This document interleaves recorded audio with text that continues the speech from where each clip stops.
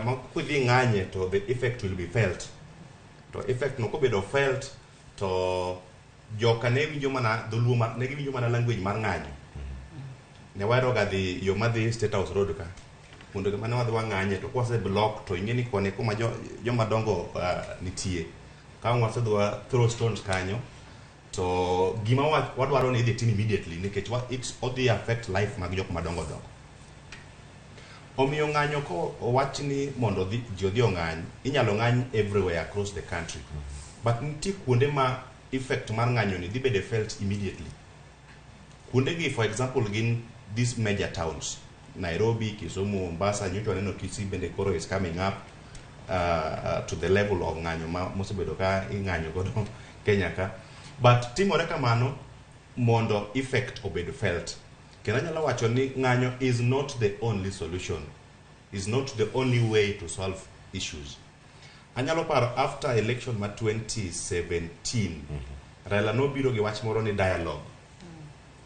Dialogue tendeni wabedo rupiny, wa agree ni magi ma shida ma wan godo Kenya ka. Wawuok kuomgi mondo as a community wamany solution. To noko bedo accepted. Eka BBI no chakore. Kane gineno ni dialogue ni has not been accepted, eka discussion on BBI no chakore. Omiyo kata mana sani, issues ma wawuoyo kuomgi sani, for example, Finance Act, sama no bedo discussed. Government ne ignore a lot. They ignore a lot of concerns from the other side of political divide. Kata mana from raia wa kawaida. Ma bill no dio bedo passed masani koro en sheria. Kato bedo ni koto suspende Martin kamano. But they bedo ni samora mora ma a political leader or come up with an issue moparoni is an issue of concern to the people. Then those who are in leadership winje and luonge ni what can we do about this? Then okonyal di a level mar ng'anyo.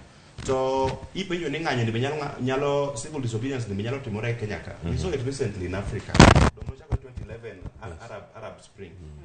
Yes. So onge gima nyalo mone timore Kenya ka. To ken mor okonya bedo kata mana mor na anawuon ni mondo wabed gi civil disobedience to that level of kata mana thulo the government out of power through civil disobedience.